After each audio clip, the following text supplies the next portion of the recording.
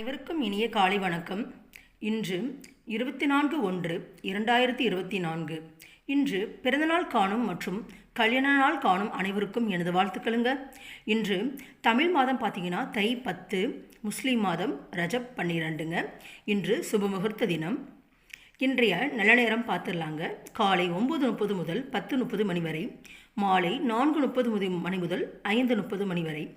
கௌரி நல்ல நேரம் காலை 10:30 முதல் 11:30 மணி வரை, மாலை 6:30 முதல் 7:30 மணி வரைங்க.